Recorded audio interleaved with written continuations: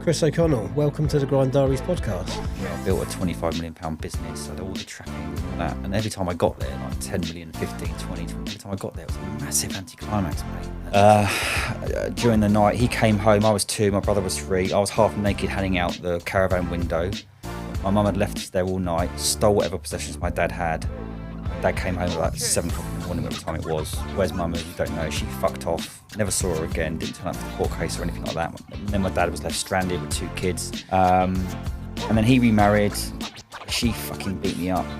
Well, it was horrendous to me. Locked me outside the house. I had to sleep outside. And stopped me seeing my friends. And just really, so the first 2 female figures in my life, my mum abandoned me. My stepmom was very abusive to me.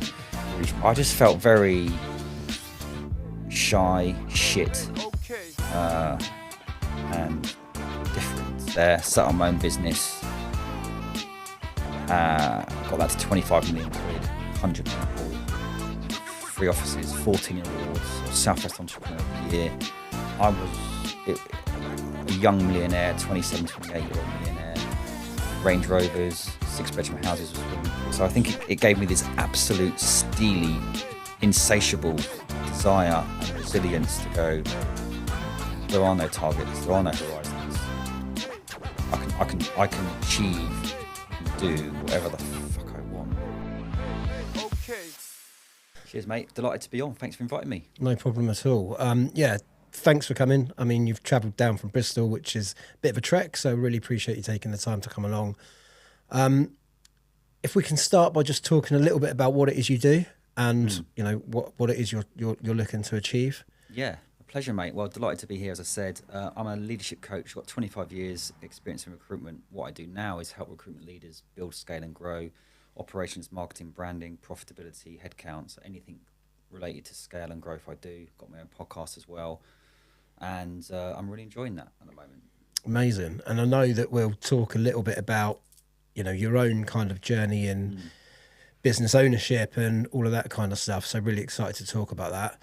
Yeah. What's the podcast called? It's the Purpose-Led Leadership Podcast, mate. I've nearly done 100 episodes now. I'm really pleased with how it's going. As you know, as a podcast host yourself, it's an expensive gig. It's time consuming, but I wouldn't swap it for anything. I see it as a hobby. It's a skill set. I've had Premier League footballers on there. I've had billion-dollar business owners on there. I've had people talk about them being sexually abused.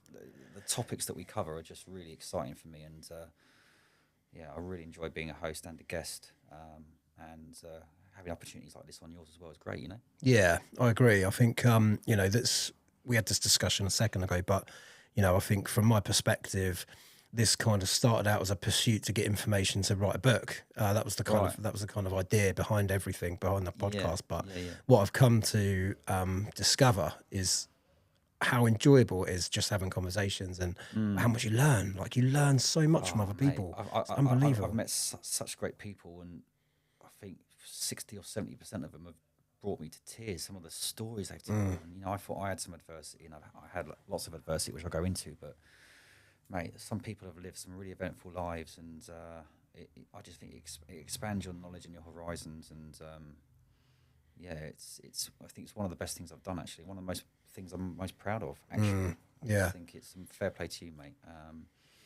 So it gives me a bit of purpose, I think. Yeah, definitely. I mean, I've had people on here that I've known for quite a few years and learned unbelievable amounts about them, you know, what they've gone through. And it just kind of highlights how, you know, people don't talk about the stuff that, you know, the kind of adversities they go to on their way to, you know, achieving whatever it is that they come to achieve. You know, I was chatting to a guy that lost loads of weight, you know, and I mean, he went from being kind of my kind of build to absolutely ripped. And, you know, the stuff that he went through, and obviously, like, he made it onto the cover of Men's Fitness and stuff like that. And, you know, really, really, really successful. But he said it was probably one of the worst things he ever did because of the, you know, not only the struggle to get there, but also the torture afterwards, the torment afterwards of not maintaining it. Like, that's a really tough. I think that really resonates for me, mate, because I'll delve into this as well probably in this podcast.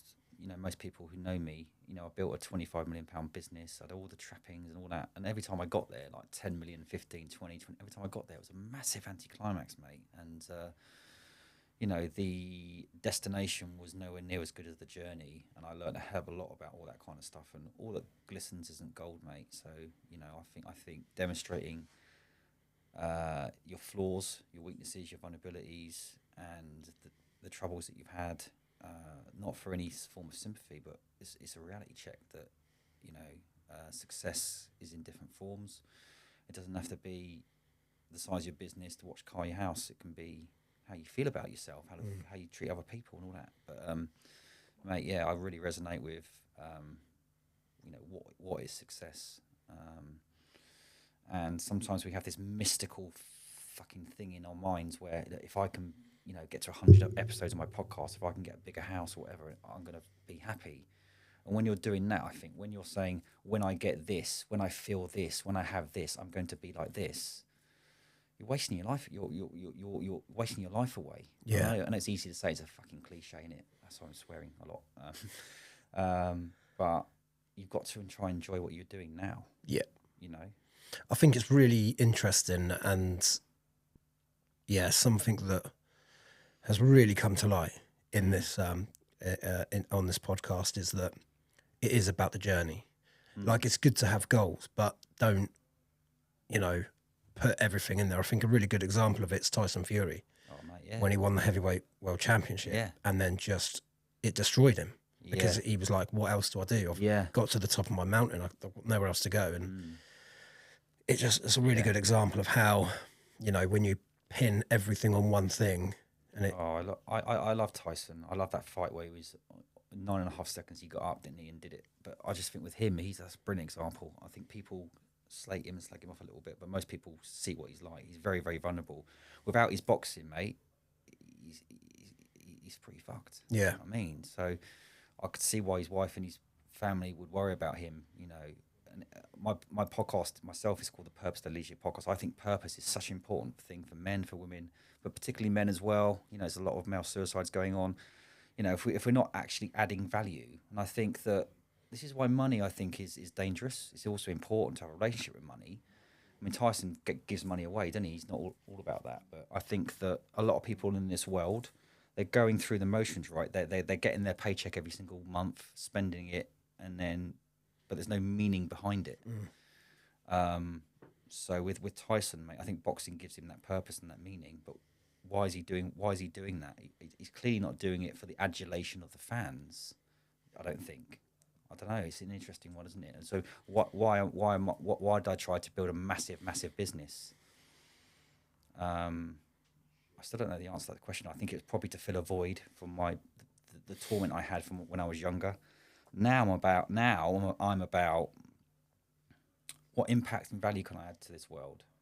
That purpose and that meaning is my internal wealth. But don't get me wrong, money is really, really important. But I think you can have the meaning and the purpose and the profit, and it should really be in that order, I think. Yeah. Okay. So, like, the first question we ask on the podcast is, what do you think of it? What success is? What is your perception of success? Okay.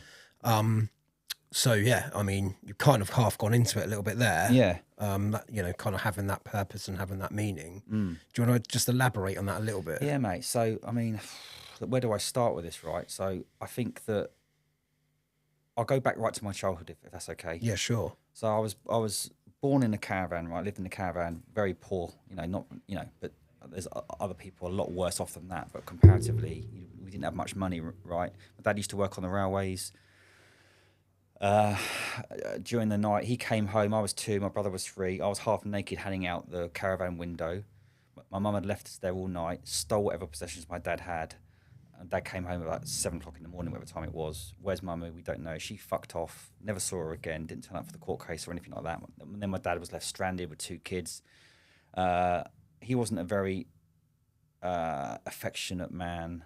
Quite a basic, simple man. There's no way on earth he could have coped with 2 young children financially or psychologically or anything else. So then I was fostered for 4 years. He then took us back. We moved into a council flat. I used to get up at 5 o'clock in the morning, walk to his work, and then walk to school on my own. So I was kind of the parent of the family, even at the age of 6 or 7, right? And then he remarried. She fucking beat me up what was horrendous to me, locked me outside the house. I had to sleep outside and stopped me seeing my friends, and just really. So the first two female figures in my life, my mum abandoned me, and my stepmom was very abusive to me. It really fucked me up. Really fucked me up, mate. Mentally, emotionally, I felt very unworthy, very different. I used to get beaten up because I used to, called a pikey, all this kind of stuff at school. I had free dinners, just stood out like a sore thumb, and just felt very. We used to have charity clothes. I just felt very shy, shit, and different about, almost inferior to loads of people. Wasn't eating. I was skinny as fuck, mate. Wasn't eating. I was like really skinny, and I used to be on this slim fast diet because I had a complex about my body. All sorts of stuff going on, mate, with that. Then I kind of joined a big corporate recruiter called S3, and most people know who they are. Big, £1.5 billion business with 4,000 consultants in. I was their worldwide top biller. Fucking knocks it out of the park, mate. Left there, set up my own business. Got that to 25 million quid, 100 people, 3 offices, 14 awards. I was Southwest Entrepreneur of the Year. And then I basically lost all that business, which I'll go into, and it fucked me right up. I lost access to my children. I lost 6 or 7 houses I had, got divorced, moved out of the family home, tried to kill myself 3 times. But when I was running that business as a CEO, I thought that was success. And it was, right? Like, from nothing to building a 100-person business, all these awards. It's fucking brilliant. But I was a young millionaire, 27, 28-year-old millionaire, Range Rovers, 6-bedroom houses with swimming pools, 20 grand holidays in Sardinia, all this stuff going on. And I was a bit of a player as well. And I deem what I'm doing now is much more successful, where I'm not earning anywhere near that sort of money. I've got an apartment, and I'm more happier in myself now than I ever have been, because I'm looking after myself, I'm working out, I'm eating well, I'm adding value to my sector, and I've got meaning, I've got purpose. So success to me is how you feel about yourself, how you're treating others, the values that you're upholding, and how you act and behave, as opposed to success around metrics, numbers, houses, cars, followers, all that kind of stuff. That's important still, but that's not success to me. Interesting. And coming from somebody that's kind of been through the whole spectrum of all of that, you know, going from literally nothing to being a multimillionaire, and then to kind of going, having to go all the way back to the start. Yeah. It's really interesting. I'm interested about about your kind of childhood, and about, you mentioned that, your mum walked out, your stepmom was abusive. How did all of that affect you? Is it going into kind of like what I call the real world? So coming out of the school environment and going into like an environment where you have to go out to work.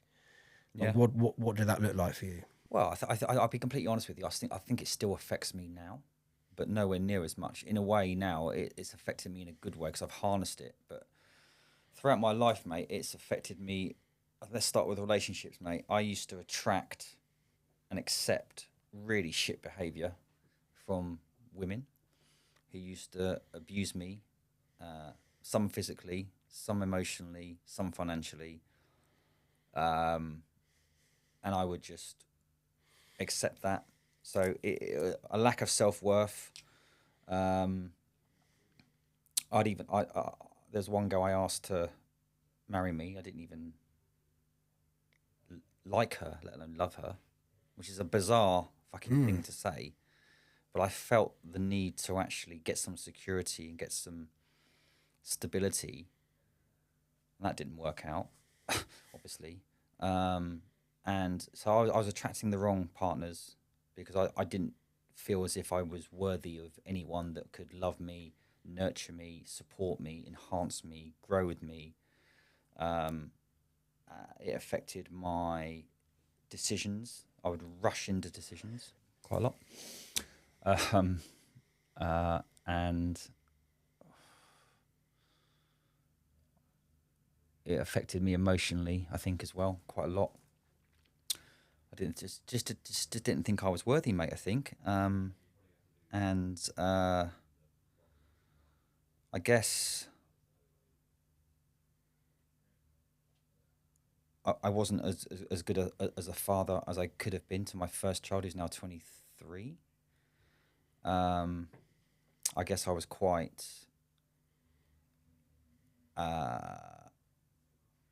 resentful and angry about certain aspects of my life.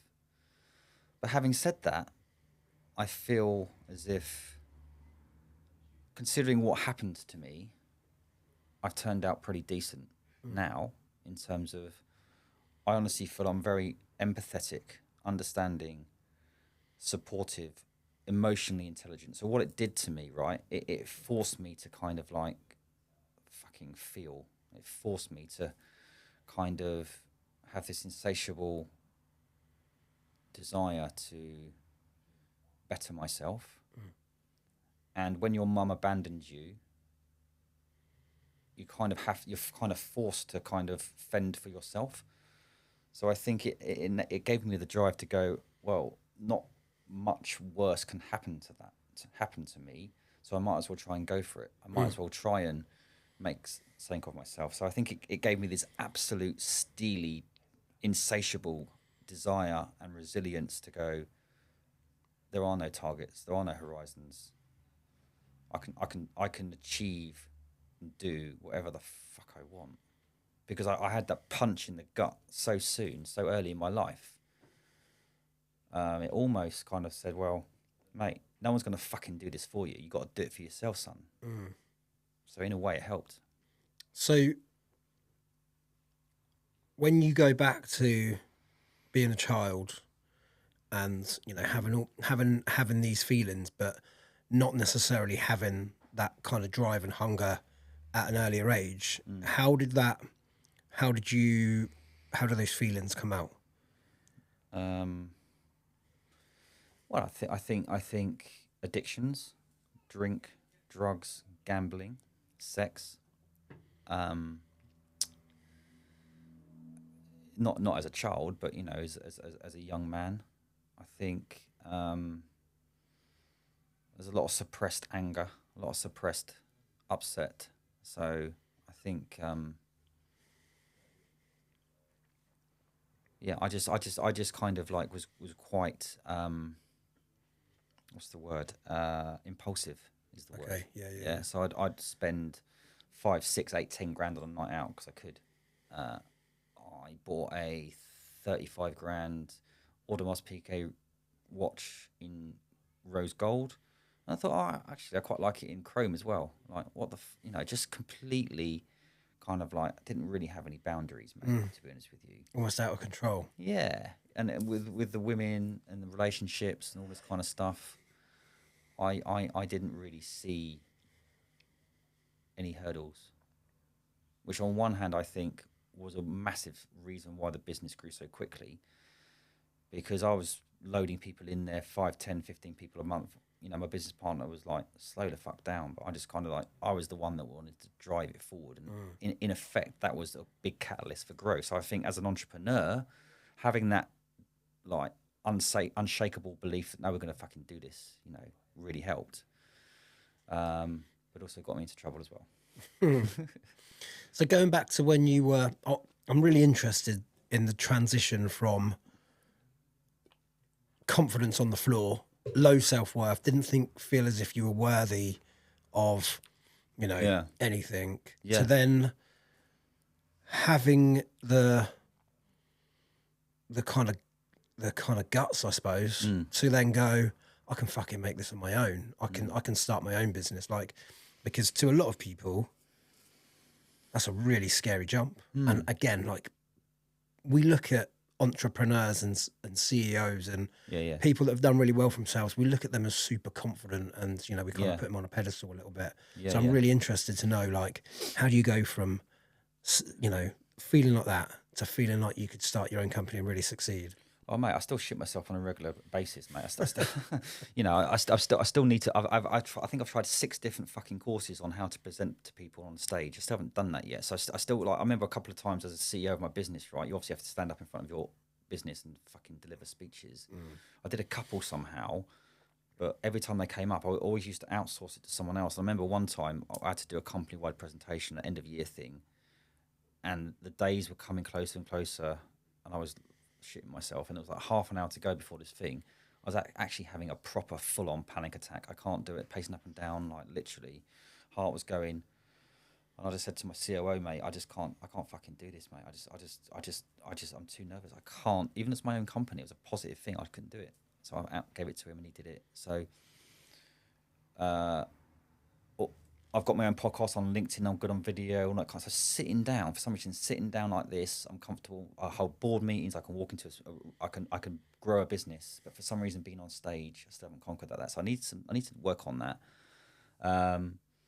But I think that going back to the being on the phone and smashing out and being a top biller on the phone, like I just saw it as like they can't see me, they can only hear me. I just didn't have any fear. CEO, I didn't treat anyone as inferior or superior. I just saw the whole concept of selling to somebody as an art, a conversation. Just felt really natural to me. I just don't know. I think it's just an inherent DNA that I've got. It's hard to explain. I wasn't. I'm much more confident in my relationships and in myself now. So the dichotomy was in business. I was ultra confident, mate, super confident. But in my relationships, I used to have even have an intimate dinner with my friends. I get social anxiety. Used to get social anxiety. I couldn't look at people in the eye because of what happened to me.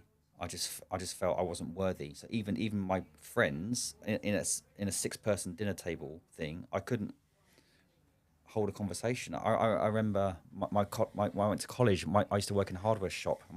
My friends came in, and I was so embarrassed. I ducked underneath the counter and stood there till my redness went, and stood back up there. And they was all kind of laughing at me, like this really weirdly shy persona on one hand, but I think S3 and that sales floor, it kind of, I walked into that sales floor and thought, all right, this is a vehicle for me to. I just felt relaxed and free, maybe because I can't put my finger on that. I just saw it as a ticket and a vehicle to get me out of the situation I was in. So what I'm trying to say is that I might appear confident, and I am much more confident than what I was, but mate, I still have the panic attack. I still feel it's much better now. I think since I kind of got divorced 4 or 5 years ago, I've done a fuckload of work on myself, loads of therapy, counselling, but also my own and coaching, but my own inner work, and that's really helped me. So I don't think I've answered the question there, have I, or not? Yeah. I think so. What about when you first started at S2? Did you say it was S2? S3. S3, sorry. Yeah. When you first started at S3, how did that happen? Like, what was that like your first? It feels like that was your kind of the point where you. Yeah, man. So how did that happen? So I left the family. I left my dad's house about 15 because he turned on me. She turned him against me, and it was difficult. I used to go to college, have a paper round, work in a hardware shop, work in a petrol station at night time, all that kind of stuff. And then I got my CV and walked down. I was born in Slough. Walked down Slough High Street. Walked into 5 or 6 different temping agencies, recruitment agencies, whatever, and they got me an interview at S3. I had 11 interviews there. That's how they did it. 11? Yeah, mate. Just different people coming in. Fucking last interview was around a boardroom table, and then chatting to the chairman, and he offered me the job. And then I just basically smashed it out of the park, mate. and something I'm very proud of that, actually. Very proud of that.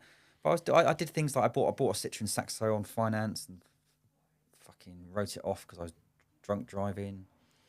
You know, I've lost my license a couple of times. I've dealt drugs before. You know, I've got into different situations I shouldn't have been in. You know, so it hasn't been. So I've been quite fortunate that I haven't got into real trouble before. But I look at myself right and think, fucking hell, I'm surprised I haven't been in prison. Surprised I haven't been in trouble really. So I've made my mistakes. But I think it's one of those things, right? You can look at what my mum did, what my stepmom did, what the mother of my first child did, what someone else did when they took my business from me, and go, oh, it's this, and this. But I honestly think, mate, it all happens for a reason. And actually, mate, I think that if I go back to my mum, if my mum and dad were still together, I wouldn't be where I am today. So I'm fucking pleased she fucked off. Do you know what I mean? Because it was the catalyst for me to then go and do, you know. So all these things they do happen for a reason, I think. Yeah. Do you know what I mean? Yeah, I agree. And I think that, you know, going into that business as a young lad, sitting in front of a, you know, I mean, how old were you then? 21. 21. I mean, God, when I was 21, I was probably driving a van or something like that, you know. Yeah.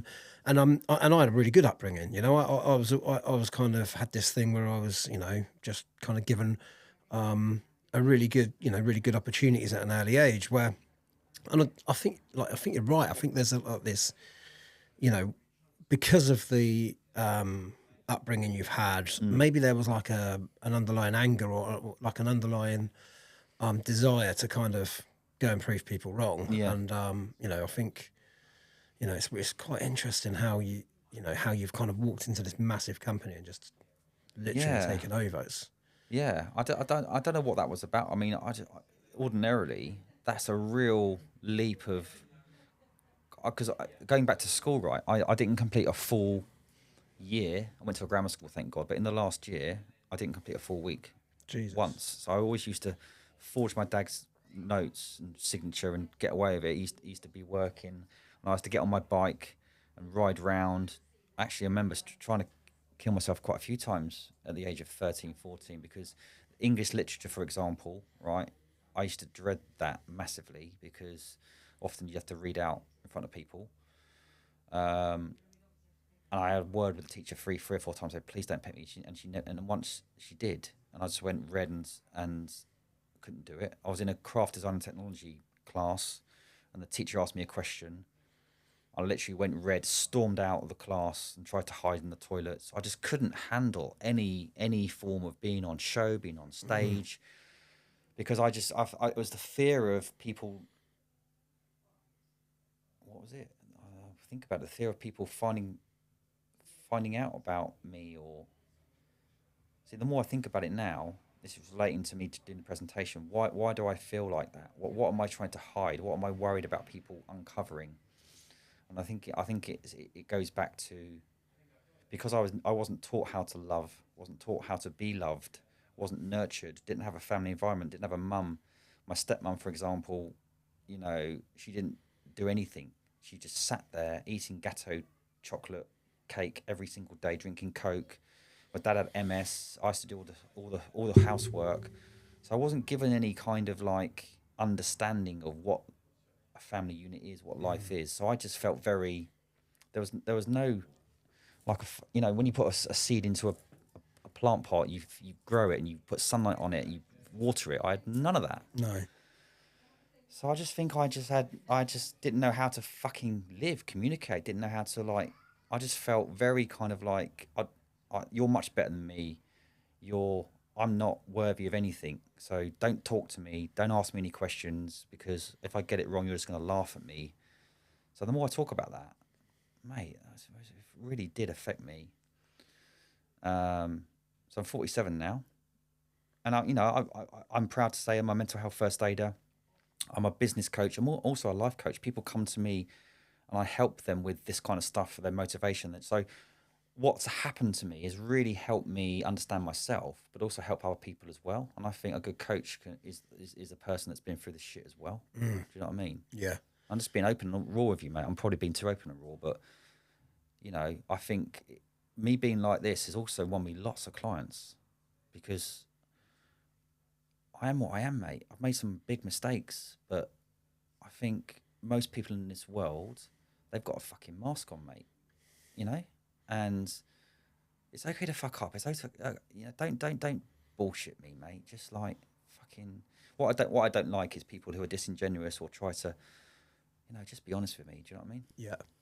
I think that is the key, isn't it? I think I was kind of halfway through an audio book Right. at the moment by Robin Sharma. Oh, I love Robin. Yeah. Yeah. And one of his, excuse me, one of his 8 rules of wealth is don't be a sentiment collector, you know? As in, like, shit happens to you. Like, you know, some people, I mean, you know, the shit that you've been through, Yeah. you know,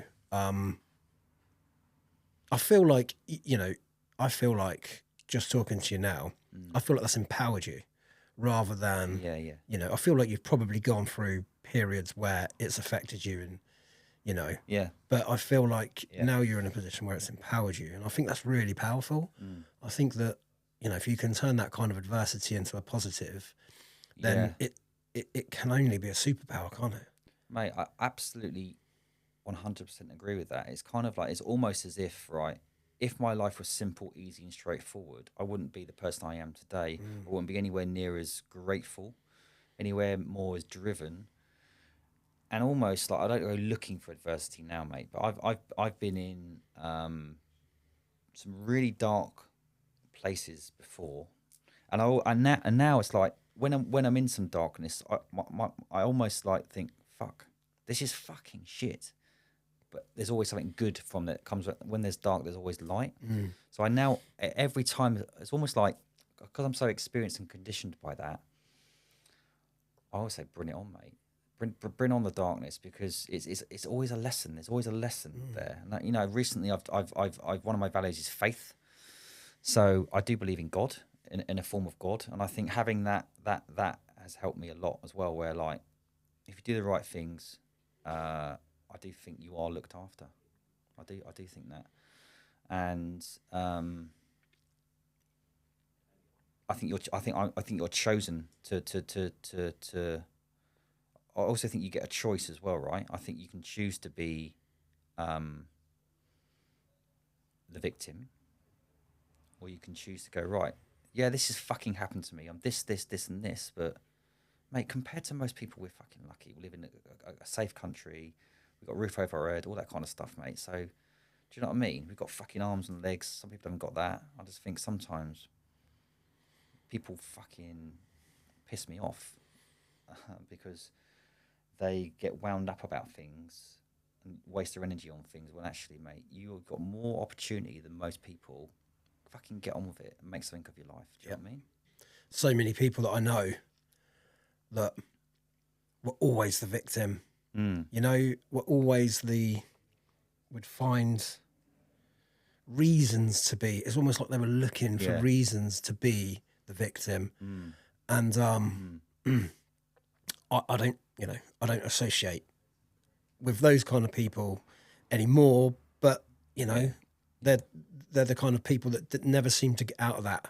Never seem to get out of that mindset. And I think that, you know, there are plenty of people in this world that have got so many, so many more valid reasons to be in that mindset. Absolutely. And, you know, it's important. And I think, like, as you point out, like, there's always somebody in a worse position.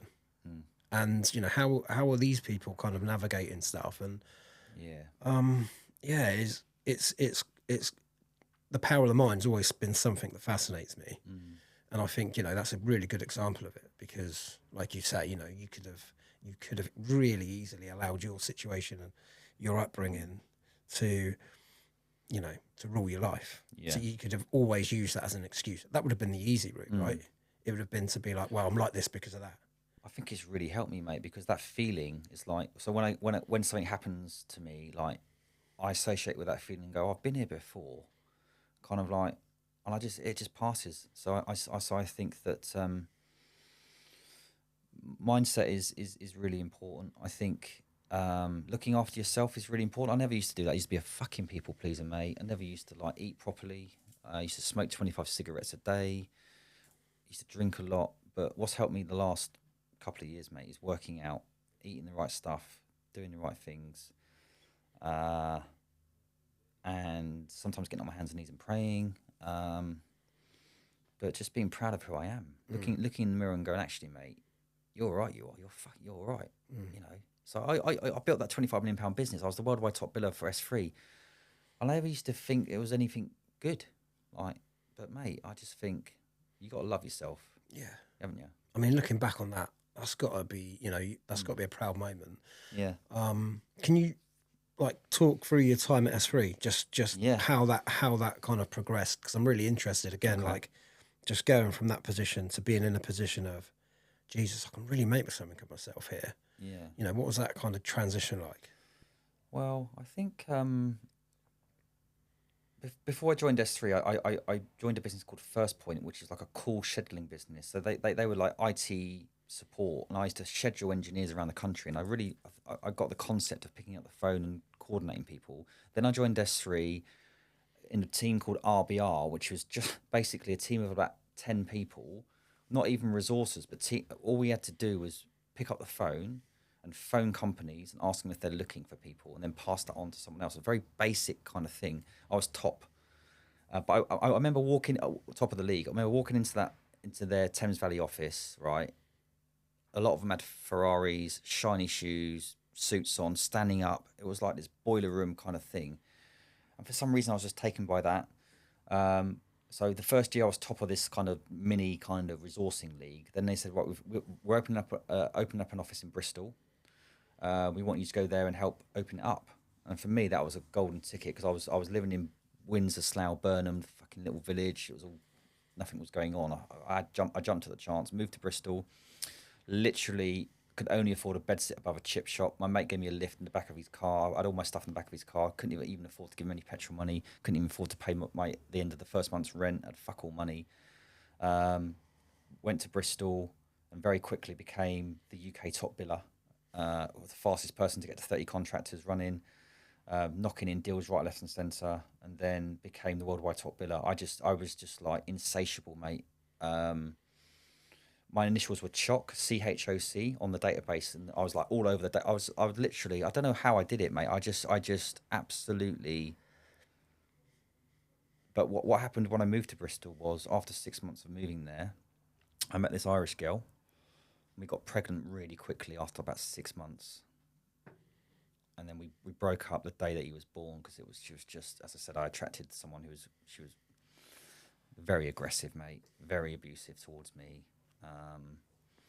So my business life was flying, but my personal life was. So I had to. And then she took him away. So I had a massive long court battle. Was given her thousands of pounds a month not to see my son, because she took him away. That was affecting me. But whilst all this was going on, I would phone up a CEO and just be able to, within a nanosecond of him opening up the conversation, be able to mirror match him, understand him, build rapport, close. Some of the stuff I did was just, I was a natural born salesperson. I can't put my finger on it, but I hit record after record after record. I had teams of people. Then they moved me to London, smashed it out the park there. And then because I got my son back, and he was in Bristol, I just said I need to leave and go. And then that's when I set up my own business. So I remember being in the London office, which is the headquarters of this business, and S3 is one of the renowned meccas of recruitment in terms of sales. And I've only been there 3 months in that office. And there was a queue of about 11 or 12 people queuing up for my time. I remember walking in on my first day. There's a big shoehorn office. There's a big standing ovation as I was walking in. I thought, I didn't know. I got halfway around. Oh, it's for me. The whole fucking office was like clapping me. I was like I don't know. I I knocked it out of the park, mate. And yeah, and then that saw me through and helped me build my other business. But then I used to go home and fucking not want to go out and see anybody because I was too shy to even speak to anyone. So That's it's mad. a bit weird now. Yeah, that's mad. Yeah. Like, how can you be this person that's like super interactive at work, smashing it out the park, and then be like socially I know. shy? I just think it's, so I think maybe like when I put my suit on, I became this other person, this character, this stoic kind of ruthless, slick, fucking I can still ask to Eskimos kind of person. And I think as a CEO of my business, when I built that, that's what I was like. I became this like superhero. So it was almost like, and now I see that in my clients, right? So I now coach and train and develop CEOs, and I look at them and I think, mate, I can see me in you, and that's why I've won. That's why I've pivoted because and that's why I lost my business, because that was all well and good, but actually, I wasn't. I think a good leader is empathetic. He's curious. They understand. They're human, and they relate to people. Whereas I was all about the fucking numbers. Let's go, go, go, which you need. So I think we don't really wear suits anymore, do we? Which is, I think, it's a good thing. Yeah. So I can see you can't really kid a kidder. So I can see the bullshit from a mile off now. Do you know what I mean? Yeah, it's really interesting. Going back to Tyson Fury, he's the same thing, doesn't he? Like, you know, at home he's Tyson Fury. Yeah. He gets in the ring and he's a Gypsy King, and it's two separate people, Absolutely, two completely mate. different people. Oh mate, yeah, you've seen him on. I mean, he has massive confidence issues at home, doesn't he? Sometimes, Yeah. Like in the ring, mate. And when he's building on the build up to the fight, he's just so much conviction and confidence. I'm the winner. I'm going to smash you. I'm going to do this. Yeah. But that is it? It's not a facade. It's almost a performance, isn't it? Yeah. In a way, it's really Yeah. interesting. It's starting to make sense, though. It's starting to make sense how you can be that person in a suit and that environment versus the sort of more quiet. But maybe or he has to be that way because ultimately his purpose is to look after his wife and kids, isn't it? So that's what he does. But that's his purpose. That's his thing, and that was my thing. And I think everyone needs a purpose. But I now think that he couldn't be shy and quiet in the ring, could he? He has to be that certain way. What I think is that up until recently, leaders could get away with could be that dynamic, really hardcore kind of person. But I think now people don't want that. People see that leadership is about this kind of stuff, isn't it? Yeah. Being open and vulnerable. And I think that's where it's changed. I think over the last 5 to 10 years. I think maybe because there's more stuff on social media, you can see it a bit more. People are more exposed, all that kind of stuff, right? So I'm quite pleased by that because it's fucking draining trying to be that all the time, John. Yeah, definitely. I can imagine it's it's difficult. What about when you first started your business then? Can we talk a little bit about how that developed? Because again, you were kind of pretty successful in that field as well. Did well there, mate. So I was going to set up on my own, and I then got a call from Pete, who used to work at S3 as well. He said, "Why don't you come to my house? I've got a business plan ready. Maybe we can join forces." I was like, "Oh yeah, okay, never know." Got round there and he had like 3 lines on the back of a fag packet, basically. Mate, that's not a business plan. Do you know what I mean? But we got talking, and it just felt right. He had lots of experience placing perm people. I had lots of experience placing contract, and we just thought 2 heads was better than 1. So we got together. I'd never really worked together before, although I was in the same business. And then we got this. We decided on our middle names as the business name, and then we hired. It was just me and him. I was the one that was doing all the billing. He was doing all the operations, that kind of stuff. We got up to sort of 7 or 8 people. Was doing pretty well actually. And then we looked at this office. It was, I think, it's a 5,000 or 6,000 square foot office, right? You could probably fit about 80 or 90 people in there. And we signed up to it. And I remember on our first day walking the team in there. So right, we're just going to show you the office. And then we walk into this vast fucking opening, right, like size of a football pitch. And one of them, the geezer goes, "So yeah, this is amazing. Which bit's ours?" Right, mate, fucking all of it, mate. All of it. So we fitted it out, and there's like 8 of us in this like 80-person office. And then we hired this girl to head up our public sector team. We went from 8 people to like 30 really quickly, from 2 million to 15 million really quickly. We were placing contractors in there. So we were awarded the Virgin Fast Track 100 top 100 fastest companies Jeez. in the UK 3 times in a row. So I had lunch with Richard Branson 3 times in a row to get way. that once. So that's one of the fastest companies in the UK 3 times in a row. We people still say it was one of the best, if not the best, recruitment business out there. How do we do that, mate? They bought into the passion and the desire, the process that we had. We paid them really well. We had good fees. We had good margins. We set them an opportunity to have shares in the business. We had loads of fun, mate. We went to New York. We went to Port Banús. We went to Vegas. All sorts of stuff, mate. We were fucking flying. And I think because we were so down with the kids, although I was a CEO, right? You can imagine me at 26-year-old, mate, 28-year-old. They just saw me as like one of the gang, which I think actually helped, but it was to my detriment as well, because I got a bit too involved with. Let's just say I got a bit too involved with my colleagues, and I shouldn't have done that. If I could change one thing, it probably would be that, to be honest. So, what, playing up to the? Yeah, just like, you know what it's like, recruitment, mate. Let's be honest. Back then, especially, it was like going out, drink, and doing your thing, and getting involved in that kind of stuff. And I had some relationships as well, which is, I'm not going to hide that. I think that's less frowned upon these days than what it was back then. But that got me into situations that I shouldn't have got into. Because again, I thought I was King Kong. I thought I was untouchable, and I pushed that too far, which ultimately did contribute to me losing the business. But that wasn't the only factor. There was massive other factors involved in that, which I can talk about in a minute. But so, on one hand, it was the reason why the business was successful, because we loved that culture, we loved that growth, we loved that ability to just do whatever we wanted. But I think it was probably a little bit too much as well. Was there an element of was there like a lack of control, do you think? I think possibly, yeah. I think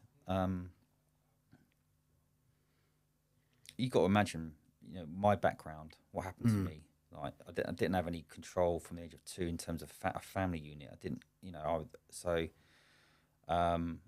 because I was never taught any boundaries or anything like that. I didn't understand what they were. I didn't believe there was any boundaries. So again, in many respects, that enabled the growth. But I think there was a lack of control around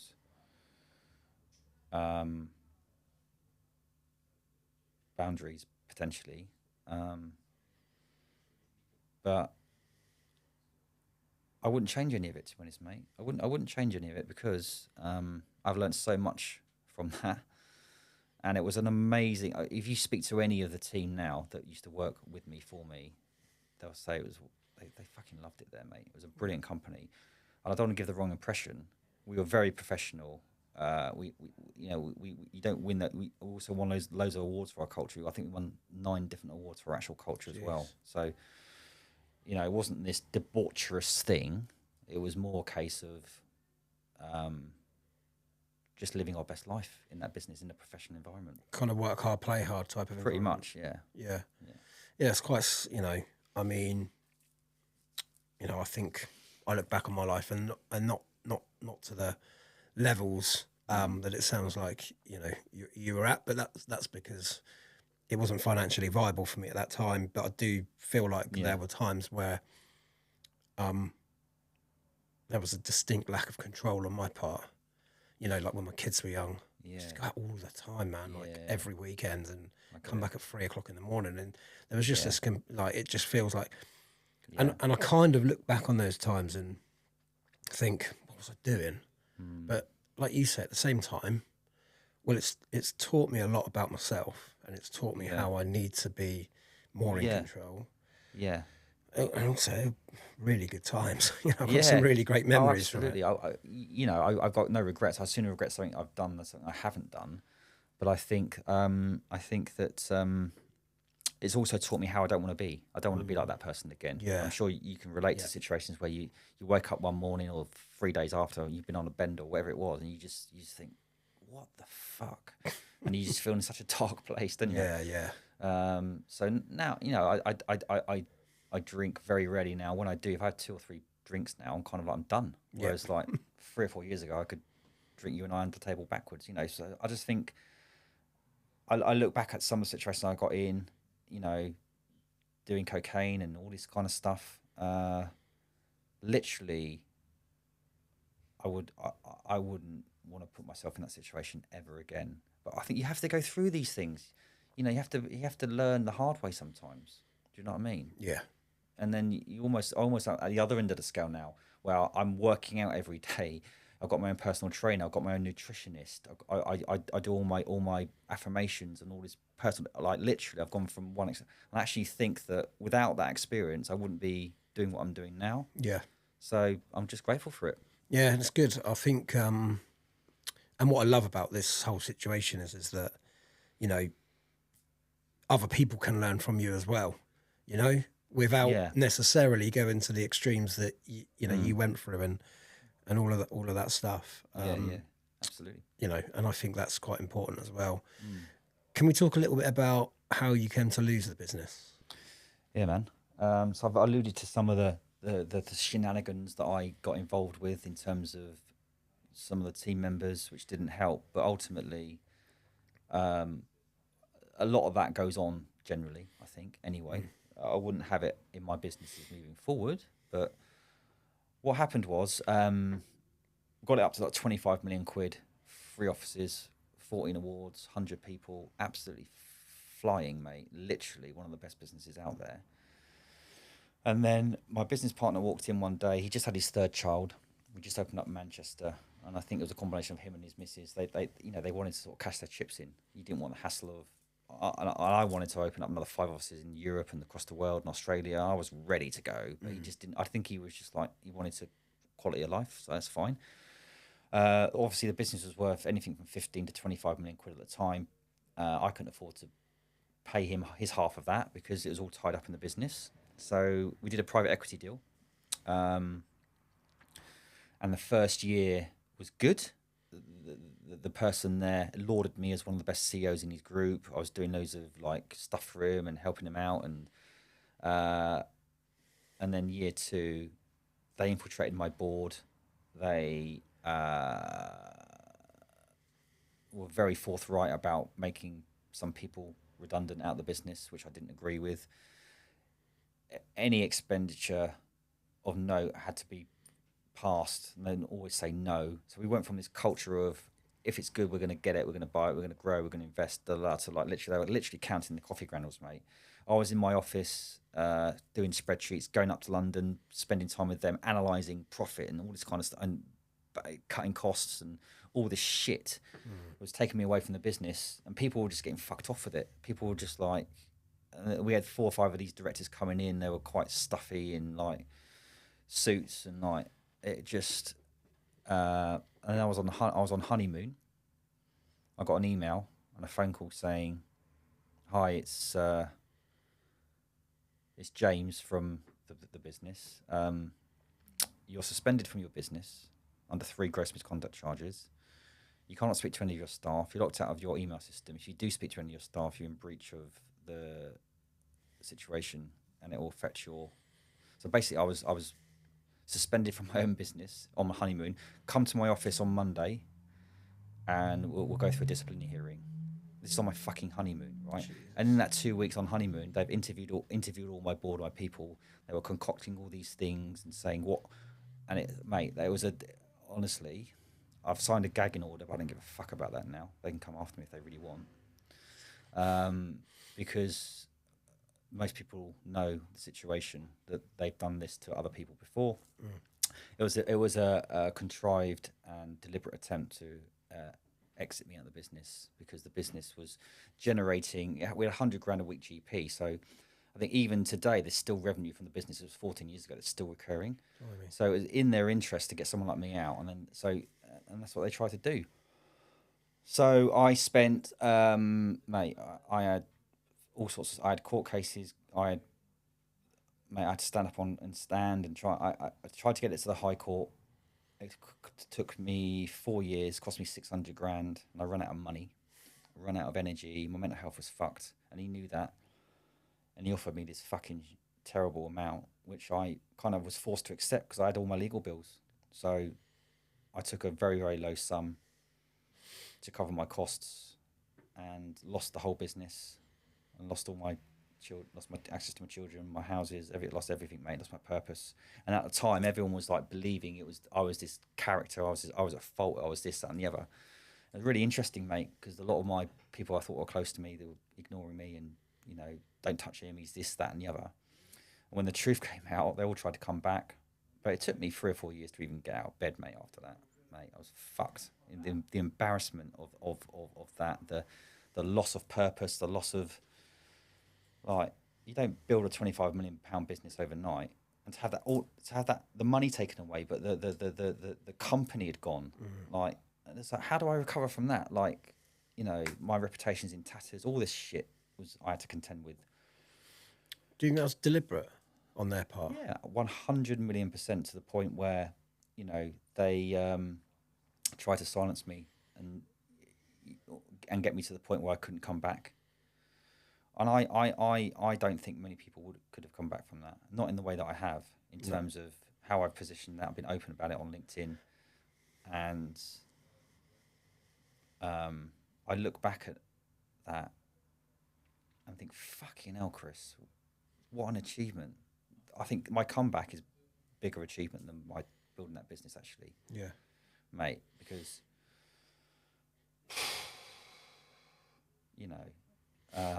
and I'm right in saying that the person that did this is quite a high profile and extremely well respected person. Yeah. Well, half the industry think he's that, and the other half know what he's like. He's done it to numerous people. Apparently he's chilled out a bit more now recently. Yeah, I think that a very unscrupulous way of doing things. And because at that time, right, I was trying to leverage my position. I was in a difficult position, so I was doing some investigating work, some research, and I spoke to probably 15 to 18 other CEOs that had it done to them by the same person, and say, look, mate, I feel for you, but as you know, I cannot give you any more information because I've signed this gagging order. So, yeah, and one other person needed to. That happened. There was a tragedy as well. That a really severe thing happened to someone that happened to as well. And people say, "Have you recovered from that, or have you just got to move on from that?" And I was like, "Good luck, mate. You try moving on from that. You try and recovering from that." So what I mean by that is I have moved on and I have recovered, but people say, well, why are you still talking about it if you've recovered? Because I think it's important to talk about these things. It's part of my life, right? So, but then I also thank him and that situation, because it's now I've got this business where I'm a different person now than what I was then. And I wouldn't wish that on anybody. I wouldn't do that to anybody else. And I realised what's important in life. So, how do you think that what this person's done? How do you think that? Because I think you're right. I think the recovery from from where you've got to where you are now is incredible. Thank you, mate. That what this person done to you, relating back to what your mum and stepmom had done, is there any similarities there? Is there something in there that went, fucking, I've done this before and I'm going to do it again? That kind of, that kind of almost like, deceit, Was there any of that? Yeah. I guess what you're saying there is that what happened to me from my mum and my stepmum and the mother of my first child actually stood me in good stead and helped me deal with that kind of thing. I remember, like, when this all happened, I was lying in bed and we were fucking dead financially, fucking dead, like literally fucked. And I woke up and said, right, I'm gonna walk into our existing mortgage provider and just fucking, I don't know what I'm gonna do or say, but I'm gonna fucking try something. I walked in there, and they ended up giving us this fucking really great remortgage loan thing, and it got us out of it. It was just I just had this fucking epiphany. I'm not fucking dead. Like, there's no way on earth they could have and would have and should have lent us that money at that particular time. But I just had this blip. No, it's not over till it's over, right? And I think I'm in situations now where when I feel absolutely like there's no other way, there's always a way, always a solution. So I think that although it was fucking difficult, mate, really difficult. But this is why I think adversity can be the greatest gift. And I think that when you're in that dark place, there's always a reason for it. So I honestly think if that didn't happen to my mum and all the other stuff, I probably would have either committed suicide. I tried to, you can't say that anymore, attempted to end my life, or been in prison or done something. Cause I just feel it gave me that resilience, mate, to say, no, you're going to find a way. You're going to find a way out of this. And I did. Yeah, fair play. That's, like you say, it's enough to end some people, that kind of stuff. And it's, it's wrong that it's allowed to happen. The gagging order, I mean, what was that? Was that just something to say you can't talk about any of this? Yeah, it's a standard thing. And people are going to say, well, you're playing with fire, aren't you? I don't think I've said anything. I don't really care, to be honest. But yeah, it's a thing that people do, isn't it? Like a non-disclosure agreement on steroids, really. That if you disclose any information about this, then we will do X, Y, and Z. I'm like, well, all right, mate, you do that. I just think good luck to him if he wants to try and do that. But surely that's like alarm bells.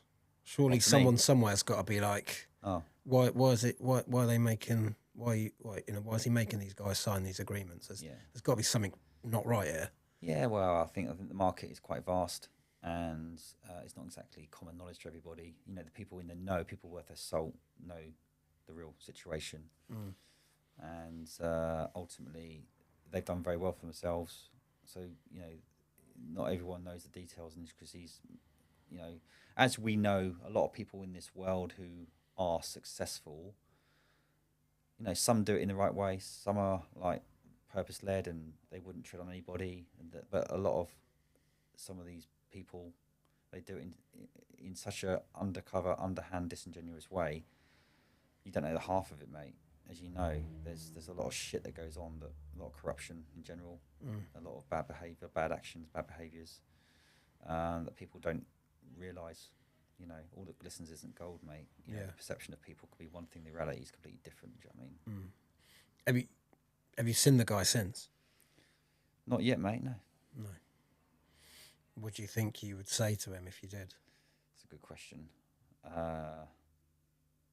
you know what? I'm much less concerned about it now.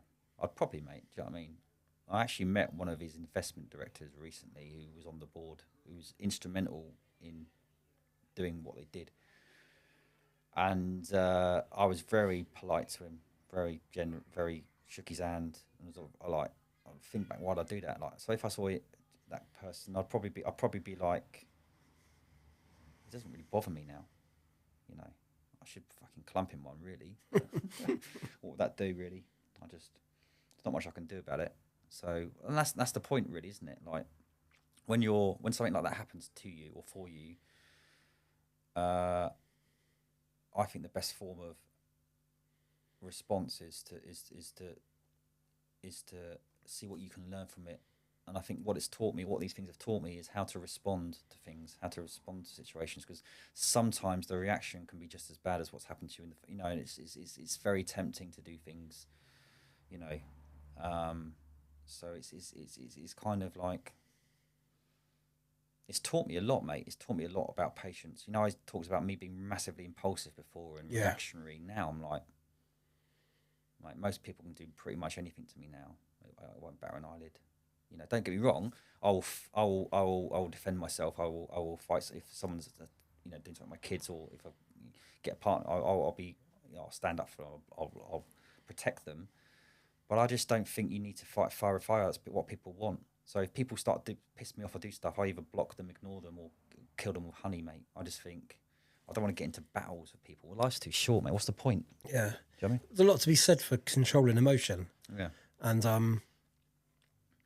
you know, I think I've been a person that's been in my life that has been quite reactive and, like you say, fight fire with fire. You know, I could be aggressive when I want to be, you know, generally not physically, but, you know, I would always react in an aggressive manner. You know, if somebody, if I felt like somebody was taking the piss out of me, that was always the one. Yeah, yeah. You know, that would really anger me, and I'd feel like I had to say something, and I had to bring it to light. And I think, you know, I think as I'm learning, to control that. There's a real art to that, mate, isn't there? Because something happened to me on LinkedIn actually, but I responded in a very I responded, but in a very kind of constructive way, where I wasn't angry. So what we're saying here is that you can respond to something and have a really good outcome, but it doesn't have to be aggressive. It doesn't have to be that. Yeah. You know, you can do it in a way where you're almost showing a bit of fucking empathy to the person, because it's not often it's not a personal thing. It's not a personal attack. It's more about them.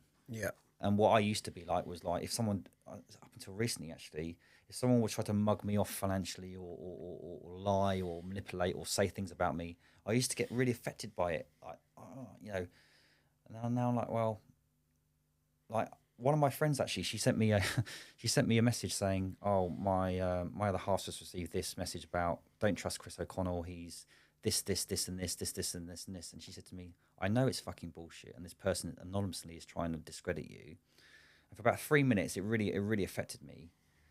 And then I thought, whether it's true or not, which it isn't, why would someone to go out their way to then send a mate of a mate this bogus message about Chris O'Connell to try to discredit me? It's like, I must be doing something right. Yeah. Do you know what I mean? And what must they be what must they be going through to spend take all the time out of their day Yeah. to try and discredit somebody else? Yeah. So I think you get that a lot though. I think the more you put yourself out there, like there's still some people that you could be Mother Teresa, mate, and they'll still find fault, wouldn't they? Yeah. Do you know what I mean? Oh yeah, 100%.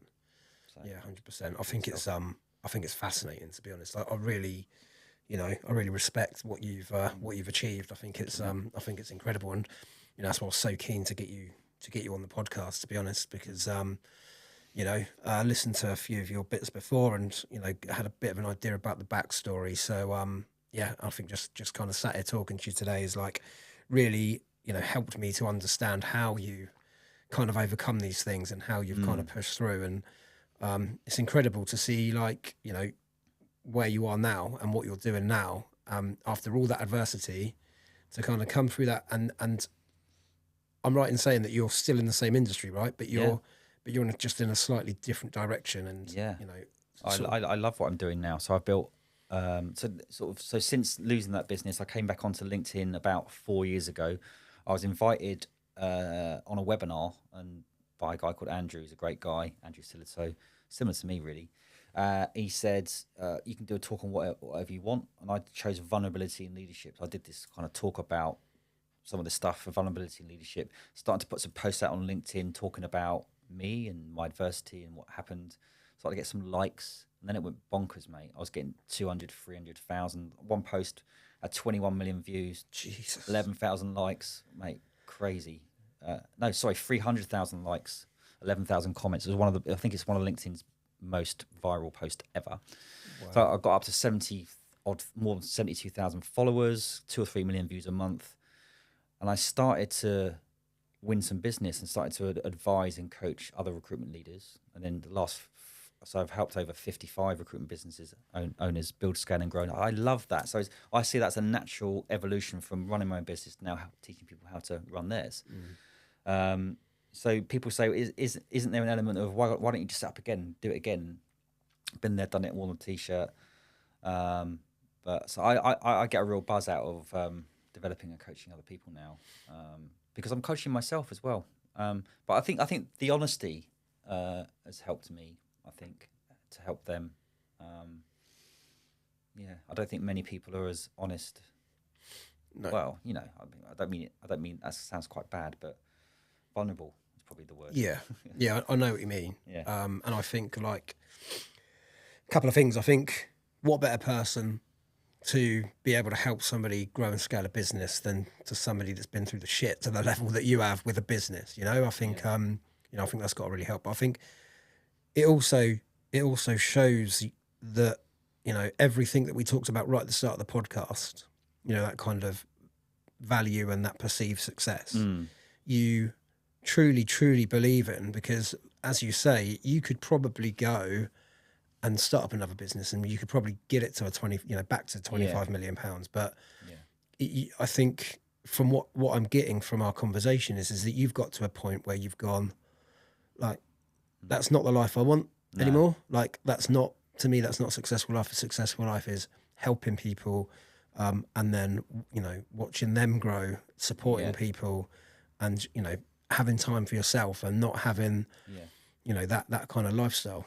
Totally, mate. So when I was CEO of that business, mate, 99.9% of my time was just focused on the business. I used to send emails to the team at sort of 3 or 4 o'clock in the morning. I wasn't there for my son, wasn't present, wasn't there for my relationships, mate. Just lived, breathed the whole business. And, my relationship suffered, my health suffered. Now, even though I run 12, 13 other businesses, I got a personal trainer that I see four times a week. I do meditation. I go for long walks during the day. I've got this way of managing my time where I've got the best of both worlds. So I've got a tattoo on my arm. This is my logo. There's 6 facets: business, relationships, finance, health and fitness, purpose, and wealth. And I think that where I rank one, I put everything into business.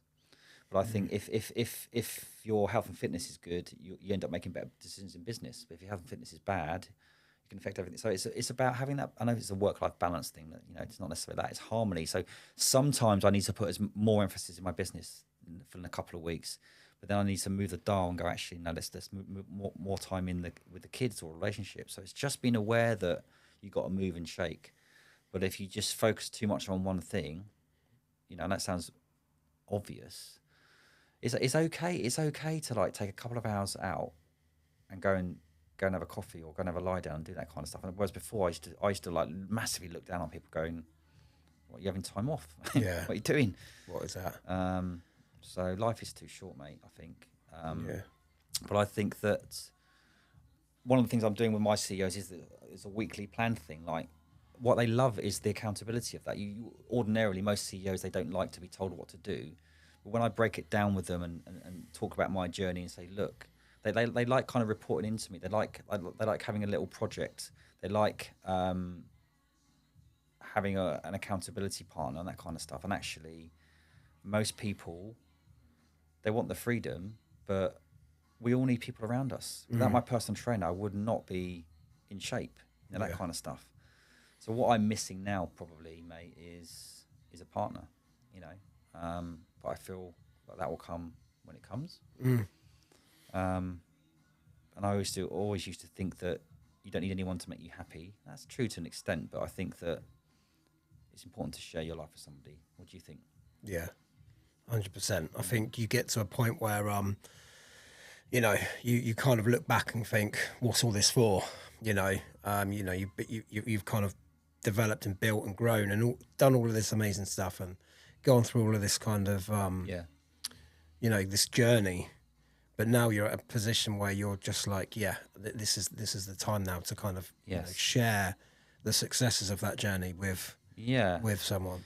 I think as well. I just don't think I was, when people say you're never ready or you are ready or whatever, but I don't think I was ready to love or be loved. Whereas now, mate, mate. My standards, mate. You know, I will. The person I'm going to be with, I will massively look after and take care of. But I think they will do the same with me as well. I want that. I want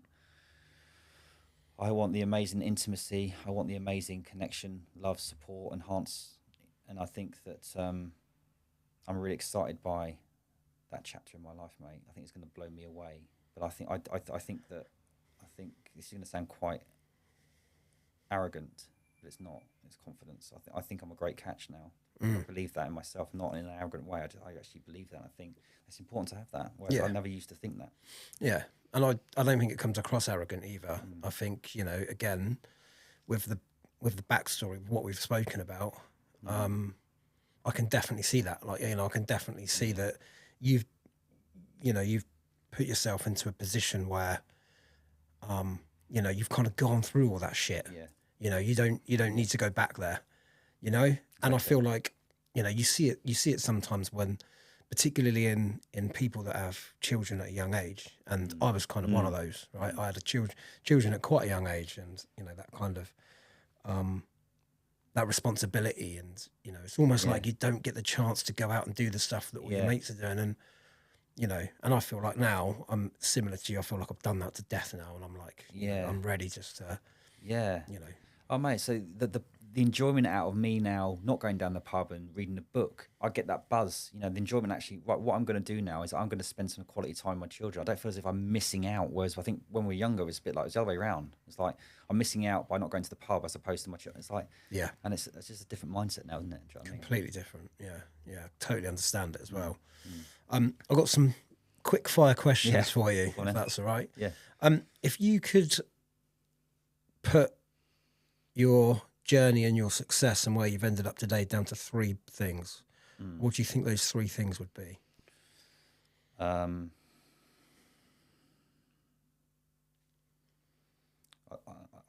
think my resilience, I have to say that, because that's the first thing that I had to learn. So I think that is often nowhere near as bad as what you think it is. And I used to catastrophize. I used to, you know, make the small things massive. And I think once you can control your emotions and regulate your emotions and cope, and as we said earlier, respond rather than react. Yeah. And you're laughing. So it's that resilience, that control, that inner belief. I think that's helped me. I think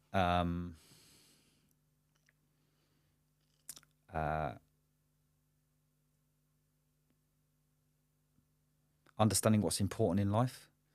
So what is success? You know, for me, it isn't like how many followers I got. It isn't the size of my house. Although that is still important to me to have these things. I put success down to I'm just fucking proud of who I am. So I think I'm a great walking example of what success can look like. I'm nowhere near as financially well off as what I should be. I've lost loads of money. You know, there are other people that have got more perceived success than me with their offices and that. But I think it's that purpose, that value. Also, I think it is a marathon, not a sprint.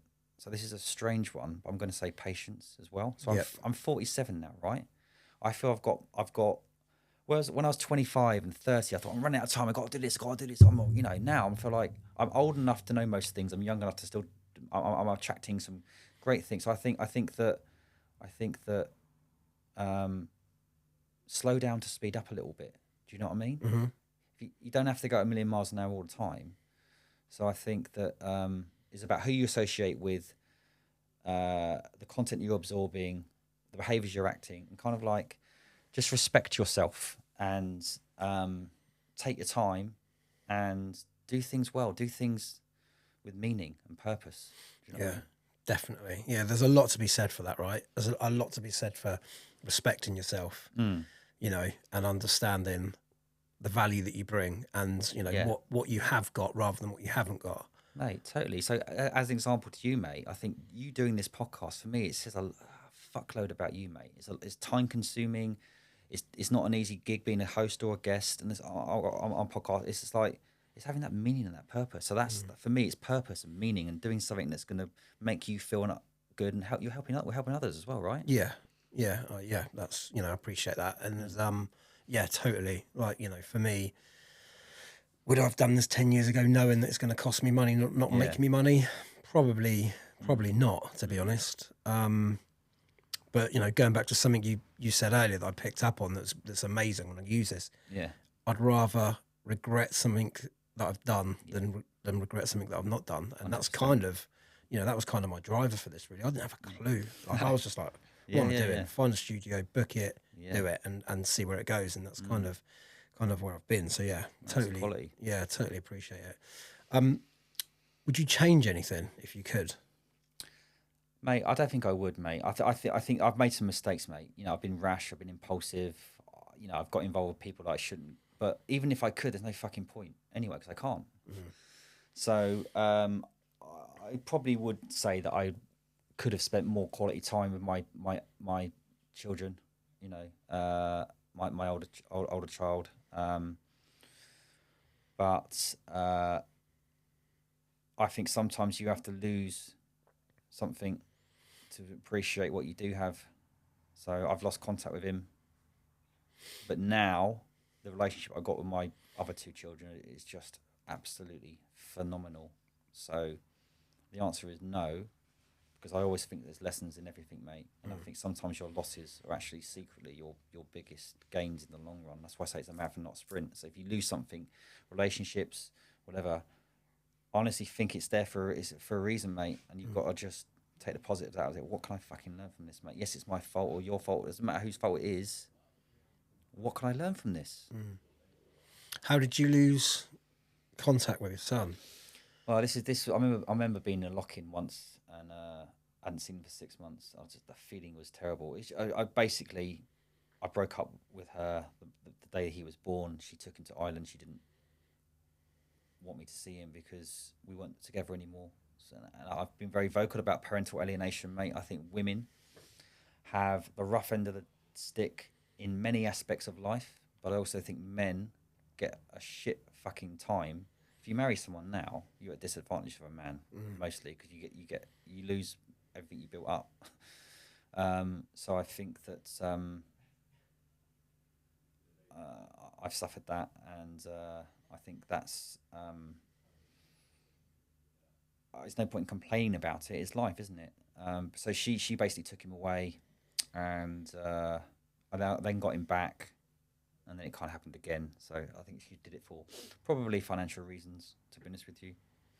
Didn't want me in her life, but I find it quite unbelievable that if a parent decides that their own child can't see another parent for any other reason than if they're being abused or under threat or in danger, I understand it.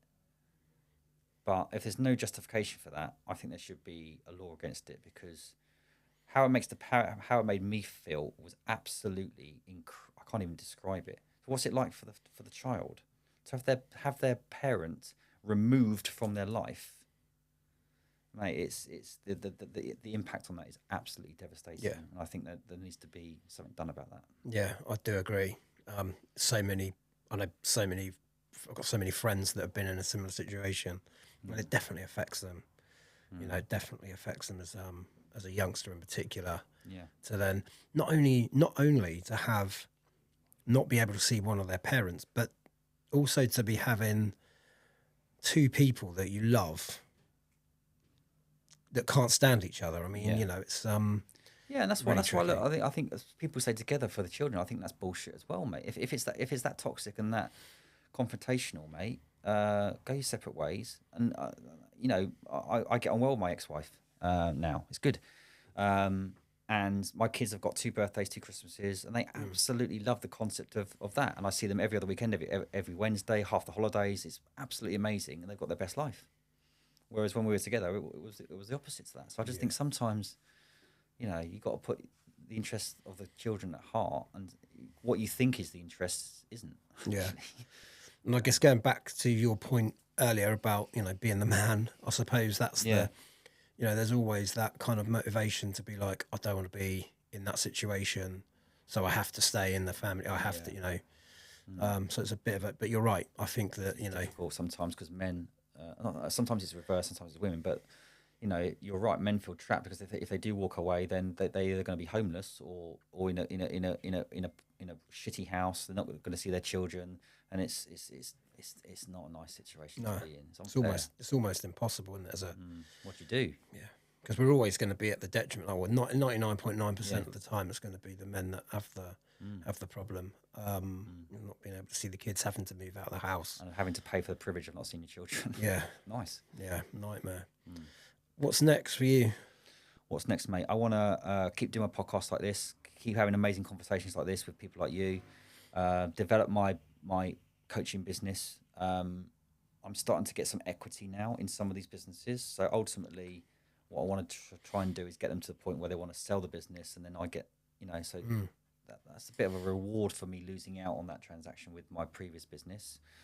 Just to develop myself, mate. I want to enhance more confidence. I want to be this person who's having an impact with conversations like this, whether that's on TV or developing meaningful, purposeful conversations that have impact. And that sounds a bit kind of like whatever, but if you asked me that 10 years ago, I want to get 100 people, I want to do 25 million.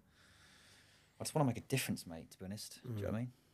Yeah, I think you need to fast track these courses on public speaking, because I think you'd be an amazing person to stand up and, you see these kind of motivational guys that go into businesses and do that. I mean, I've had a few over the years. Yeah. I think your story, what you've kind of gone through, is highly inspirational, and I think that, the more people that you could be that could listen to these stories and, from a personal growth perspective, but also from a business development perspective as well. I think it's really mate, thank you. That's really encouraging to hear. I mean, I think I'll be doing myself and others a disservice if I don't just get the fuck up there and do it. Do you know what I mean? Yeah, I agree. I think it'll be really powerful. Thank you, man. So good luck with that. How can people get hold of you? LinkedIn's a good one, mate. Instagram, not really on Facebook, bit of TikTok, but yeah, basemindset.com is my website, but any of those will be good. Awesome. Chris, thank you so much for coming on, mate. I really appreciate it.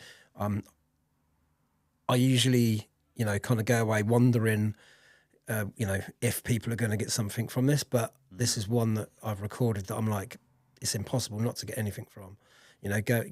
Going through the journey that you've been on and, listening to how you've kind of navigated it.